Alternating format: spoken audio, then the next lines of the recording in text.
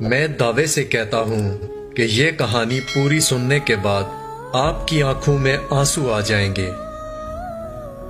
جی doctor صاحبہ کیا ہوا؟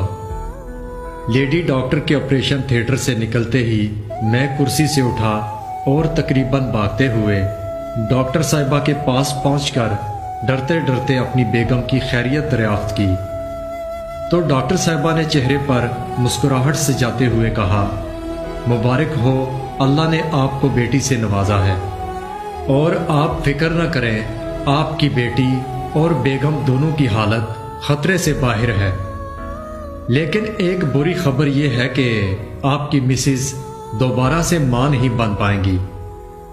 ڈاکٹر صاحبہ یہ کہہ کر آگے بڑھ گئیں اور میں اپنی جگہ سکتے میں کھڑا رہ گیا۔ چند لمحے بعد قدم وارڈ کی جانب بڑھنے کے بجائے واپس انتظار گاہ کی جانب بڑھ گئے۔ نرس نے دوسرے دن مجھے اپنی بیگم کے ساتھ ملنے کی اجازت دی تو نہ چاہتے ہوئے بھی میں اپنی بیگم کے کمرے کی جانب چل دیا، جہاں میری بیٹی، میری رحمت اور میری بیگم بیڈ پر موجود تھی۔ میرے پہنچنے پر بیگم نے ہلکے سے آنکھیں کھولی اور ہلکی سی مسکراہٹ کے ساتھ میرا استقبال کیا۔ میں نے بھی جواباً مسکراہٹ چہرے پر سجا دی جس میں کوئی خلوص شامل نہ تھا۔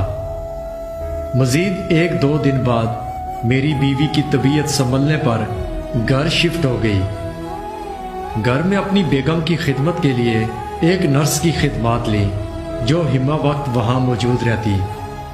مزید 7 دن بعد میری بیگم کی حالت کافی حد تک سنبھل چکی تھی۔ دفتر سے واپسی پر میں نے بوجھل دل سے بیٹی کو اٹھایا اور پیار کرنے کے بعد دوبارہ سے سلا دیا۔ کھانے کے دوران میں خاموشی سے کھانا کھاتا رہا۔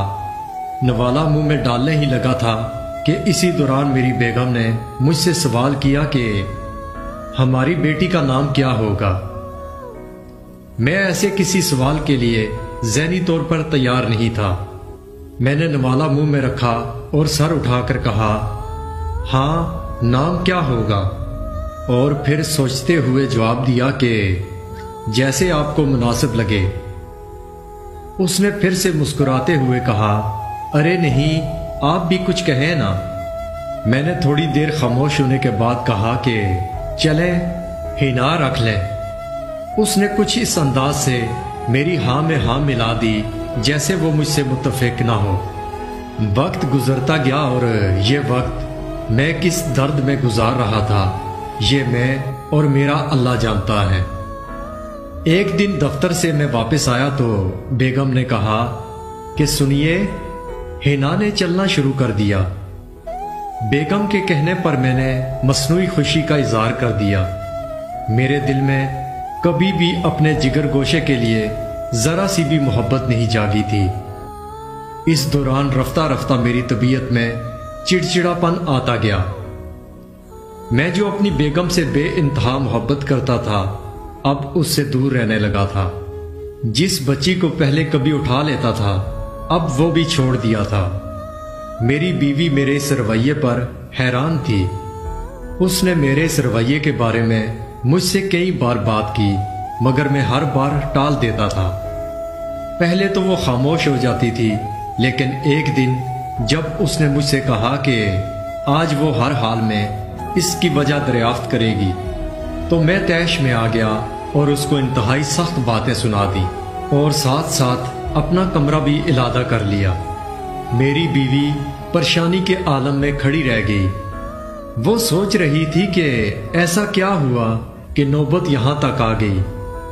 میری بیوی نے کئی بار مجھے اللہ کے واسطے دیے، بچی کے واسطے دیے اور اپنے ناکردہ گناہوں کی معافی مانگی، لیکن میری طبیعت نے مجھے اس بات کی اجازت نہ دی کہ میں اس کے وہ گناہ معاف کر دوں جو اس نے کبھی کیے ہی نہیں۔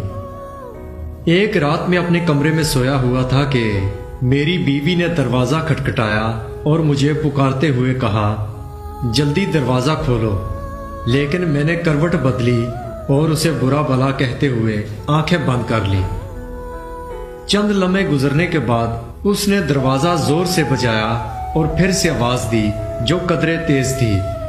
کہنے لگی، जल्दी से दरवाज़ा खोलो। मैं उठा और तेजी से दरवाज़ा खोलकर चीखते हुए कहा, क्या है, क्यों आ जाती हो बार बार परेशान करने।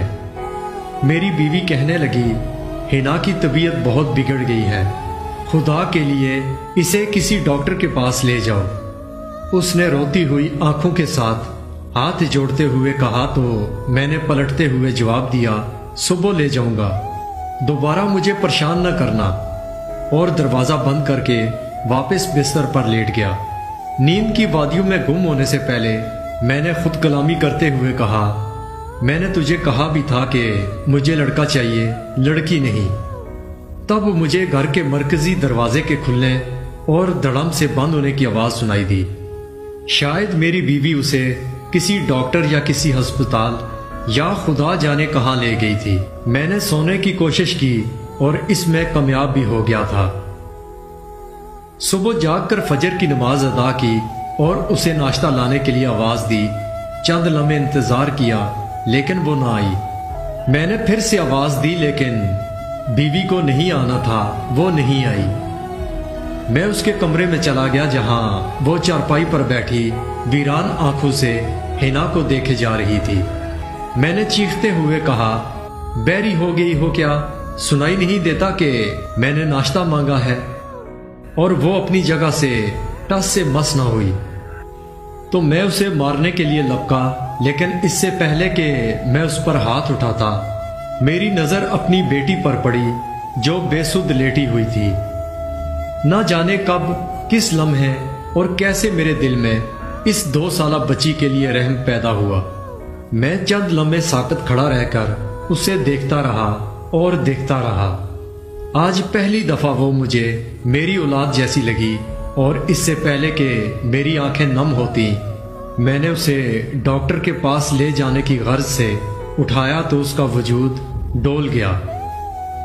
मैंने उसको संभाला और गाल पर बोसा देते हुए पूछा, क्या हुआ मेरी बेटी को? बीमार है मेरी बेटी? कुछ ना होगा मेरी बेटी को, कुछ ना होगा।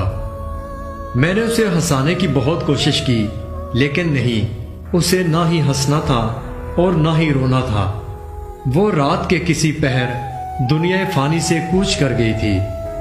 हाँ, वो रात के किसी पहर दुनिया फानी से कूच कर गई थी और मैं उसको दोनों हाथों में उठाए उसे देखता रहा।